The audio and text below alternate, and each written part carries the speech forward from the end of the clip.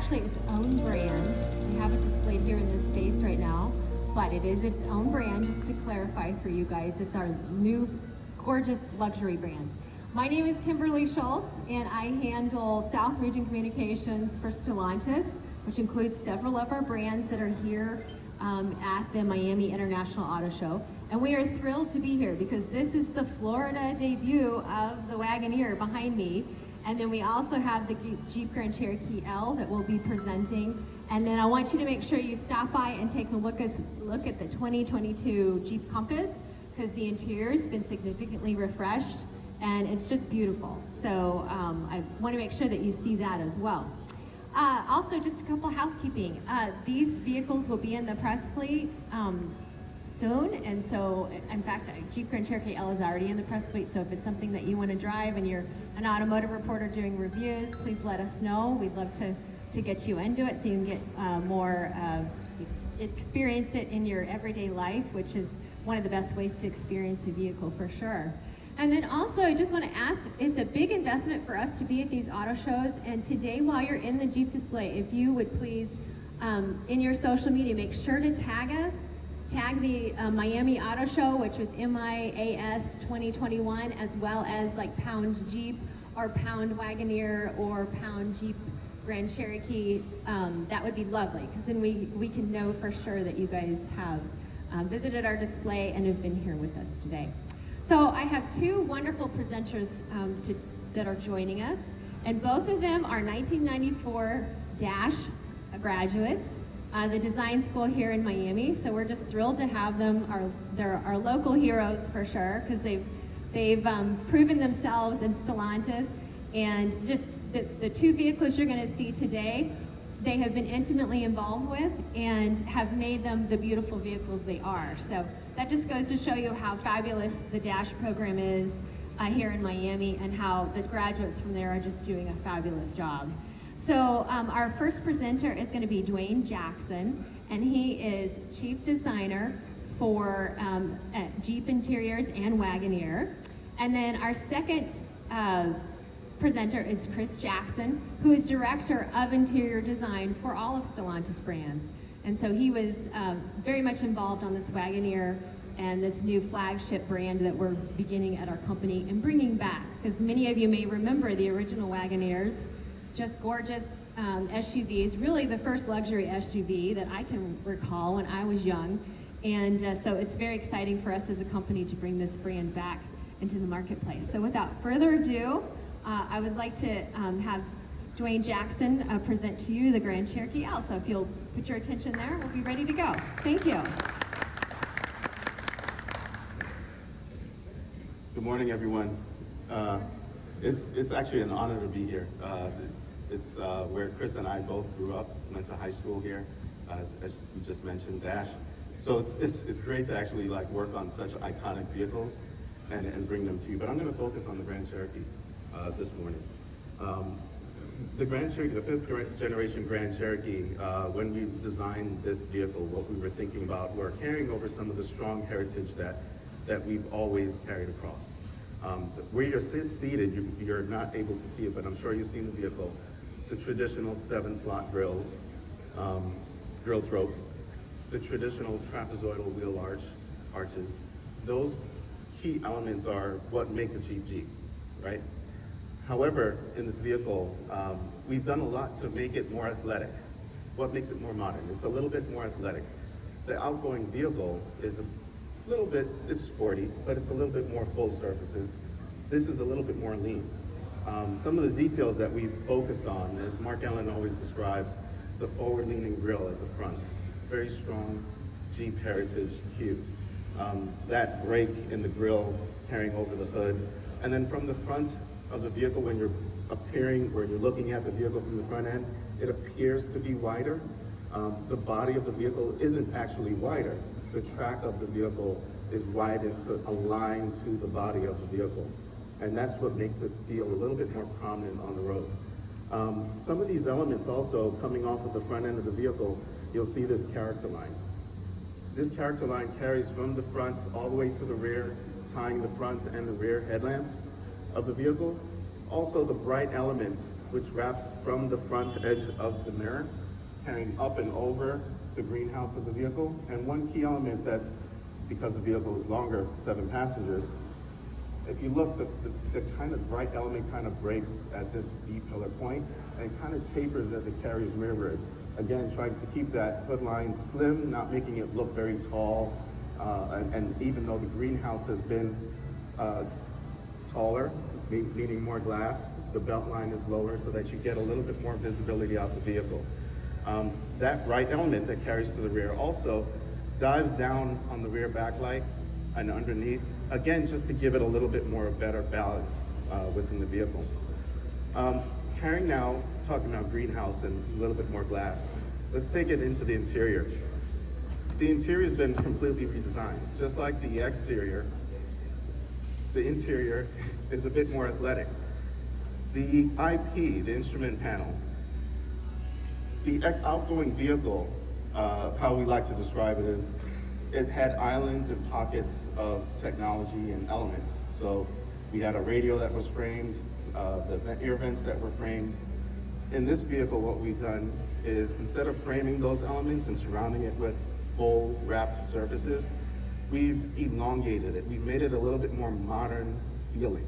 So we've taken structural elements like a structural wing, the bright element that carries across the IP, it sweeps up and forward in the vehicle, creating a little bit more space so that it feels larger in the interior. It's not bigger, it just feels that way. The IP moves away from you, the doors do not wrap in like the outgoing vehicle, but they actually slide past the IP, the instrument panel. A lot of those elements are actually faced in materials. So for example, I was describing the doors sweeping by the IP. Those doors, what's sweeping by the IP is the wood. In this vehicle, it's absolute, or sorry, not absolute oak because that's the Summit, but in this vehicle, it is waxed walnut in the Summit Reserve. That wood is a sculptural element, again, tying into the sculptural pieces and details of the interior.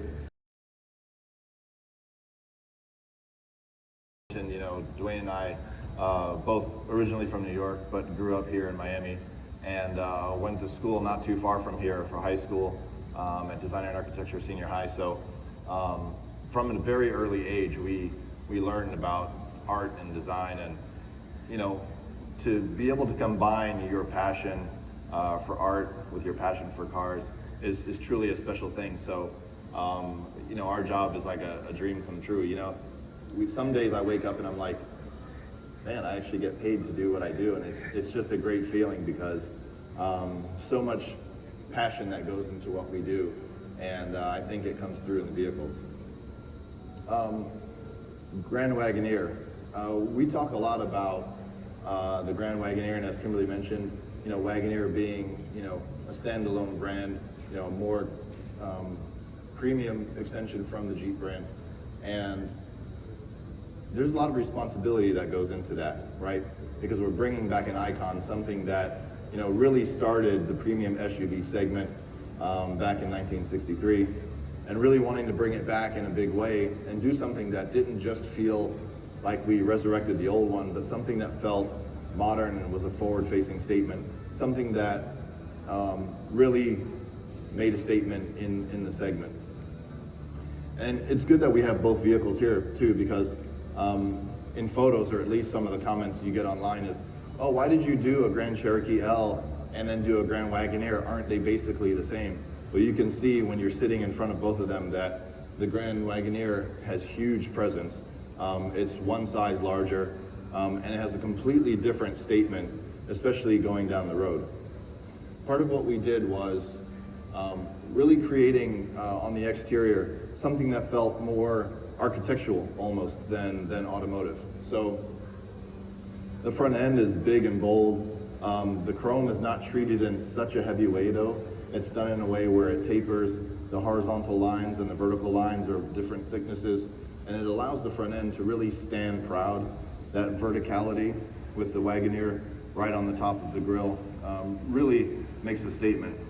And then something that we did pull from the original 1963 vehicle is this kick up in the hood that really, you know, lets the Wagoneer name come through in a very proud way. One of the clean, very clear statements that this vehicle makes is on the body side, there's only one clean line. And you can see the difference in form language between what we're doing with Wagoneer and what we do with Jeep. The Wagoneer is meant to be more opulent, have more presence, and be a bolder statement. And part of doing that is creating a simplicity and a strength through that simplicity. So that clean line runs through, it's uninterrupted. And one of the very unique things that we did was, and I talked about architecture before, is the body colored pillars, the B and C pillars. You never see that on any vehicle. And it could be controversial for some, but we look at it as a very iconic statement. It's something that's bold and unique, and it really sets this vehicle apart from everything else. One of the cool things we did with the Grand Wagoneer, specifically within the Wagoneer lineup, is that the Grand Wagoneer always gets a black roof, and then you have the contrasting lower that sort of matches it. And what that does is although the vehicle has a huge presence to it, it does give it a little bit of a slimness and allow it to look like it's moving through the air.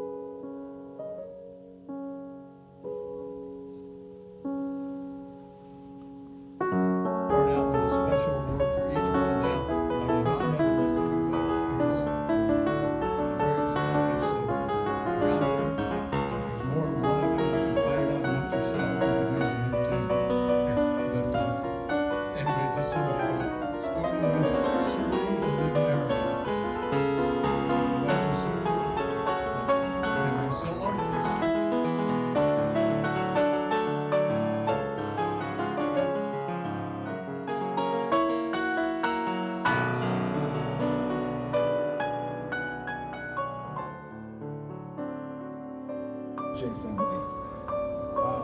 Well, I know some of you. I don't know all of you. My name is Zachary Reed, and I'm the new East Coast Communications Manager for Toyota Motor North America. If I don't know you, I'd love to get to know you right after. I'll hang around for a little bit. Would love to shake your hand, but it's great to see you all here. I really, really appreciate the support. So, for the last year, 2020 and 2021, we've obviously had some great product reveals. Starting early 2021, we had the Sienna just go on sale, which has been wildly successful for us. We absolutely love the all-hybrid powertrain. And then early summer, we introduced the GR86, which if you haven't been behind the wheel, you have to get soon. It's incredible. One of my favorite vehicles to drive in our lineup currently. But there are two vehicles here that are going to be a mainstay in our lineup for time to come, and that's what we're going to talk about. So the 2022 Corolla Cross and the all-new 2022 Tundra that we have right over there. So let's start with the Corolla Cross. A lot of people are a little confused why the name Corolla on an SUV, and we've gotten that question a lot actually. So for about 50 years, actually over 50 years, Corolla has been synonymous with dependability, fuel efficiency, safety, and value. And it is the #1 selling nameplate in the country. This past July, or actually globally, I'm sorry, this past July, we just hit 50 million units sold. It first went on sale in 1966 and has been a mainstay in our lineup and will continue to be moving forward. So if we look at current Corolla sedan, Corolla hatchback, especially if we look here in Miami, Fort Lauderdale area, Corolla makes up more than 1/3 of market share. It is the #1 selling subcompact sedan in its segment, which is huge. And nationally, as well as here in Miami, it is the #1 vehicle in the Hispanic market. So very, very important vehicle for us here, and we think Corolla Cross is going to do just as well. But a lot of questions have come in, where does it fit in your lineup? Well, it actually fits right between CHR and right between RAV4. And when we say it fits right in between, that is in almost every category: wheelbase, length, width, cargo capacity, price. So it falls really well right in there, and we think there was a little hole that we were able to fill with this vehicle. But we're less worried about where it fits in our lineup, and we're much more worried about where it fits in this segment. The entry-level crossover segment is the most competitive segment in the country. It has almost 20 vehicles, and we really had to focus on how will this stand out. So we messed up the slide there. No, we're good. So we focused on the TNGA C platform that shares with Corolla, among other vehicles in our lineup. But we knew we couldn't introduce a vehicle in the segment without all-wheel drive. So we actually have a new revised platform in the C platform that can handle all-wheel drive system. We also knew styling was going to be incredibly important. I think the exterior, we have one right over there, looks incredible. Interior-wise, we had to focus on, we've gotten such great customer feedback from the 2020, 21, and 2021 Corolla that we had to focus on, or we had feedback that everyone loved it. So we have a lot of carryover. So if you actually get in the Corolla Cross, getting a Corolla kind of feels a lot the same. But we also knew we needed, for this segment, we needed features that people care about. We needed increased cargo capacity. We needed a JBL system. Powertrain-wise, we focused on what works really, really well in this segment. And obviously, we have the Corolla powertrain. In the SE and XSE grades, we have a Dynamic Force 2-liter 4-cylinder engine. Produces 169 horsepower, 150 pound-feet of torque, and it has a direct shift CVT. I don't know if you've all been in here, but it has that physical first gear, so it's really nice on launch. And then we also have the available all-wheel drive on this platform, which is big, and it can even tow 1,500 pounds. Now, Corolla Cross is available in 3 grades. The L, which starts at $22,195. The LE all-wheel drive. We think this is going to be the volume grade. Maybe not here in South Florida, but definitely up north, Pacific Northwest, Northeast. We think the customers are going to want the all-wheel drive here. So that is available. Starts at $25,845, and then a well-equipped, loaded with features XLE all-wheel drive is just under $28,000. This Corolla Cross is being built in our new Mazda Toyota manufacturing plant that just opened, and the Corolla Cross just started rolling off the line last week. So we are expecting Corolla Crosses in dealerships in the next few weeks by the end of the month. So really, really excited about this product and really excited for it here in the Miami, Fort Lauderdale area. Now, I've been with Toyota that this new Tundra is better in every single way over the outgoing model. It is absolutely a game changer. And when our engineers were given the assignment to create this new Tundra, the goal was a game-changing truck. And what do I mean by that? Well, we need incredible performance, added off-road capabilities, great fuel efficiency. We also needed technology that maybe the past generation Tundra was lacking, and we needed increased safety. All things that really kind of pull together what Toyota is all about. Another thing, when we talk about technology, the new 2022 Tundra incorporates our new audio multimedia system.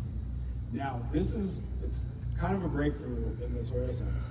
This is the first time that an audio multimedia system has ever been developed in North America. Our team at Connected Technologies has been working on this for the past 3 years in Texas, and it's a great system that thrilled with the 2 new powertrains that are available in Tundra. We have the iForce and then our flagship iForce Max. So the iForce is a 3.5 liter twin turbo V6. Has 389 horsepower and 479 pound-feet of torque. That's actually 8 more horsepower and 78 more pound-feet than the outgoing V8. And then our iForce Max is a 3.5 liter twin turbo, the same block V6 with a 1 motor electric engine hybrid system. And this gives us 437 horsepower and almost 600 pound-feet of torque. So we at Toyota are always taking customer feedback. What can we make better? And one of the things that we've always gotten is we want, Tundra tow is great, but we want it to tow better. And so the engineers really focus on making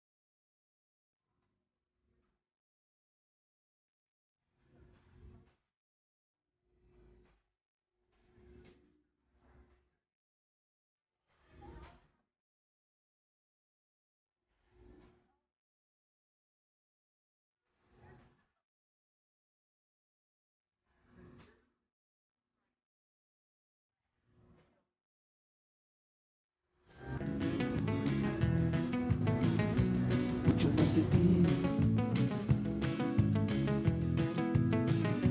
Quiero mucho más. Mucho más de ti.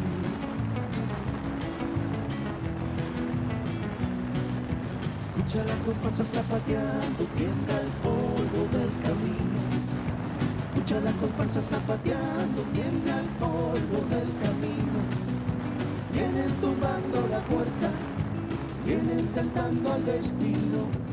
Vienen tumbando la puerta, vienen tentando al destino.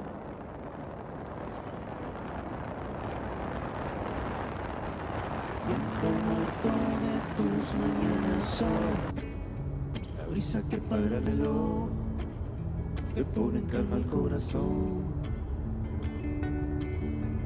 Cuando vuelves, yo ya no estoy, presiento que eso es lo mejor. Somos dos pájaros libres.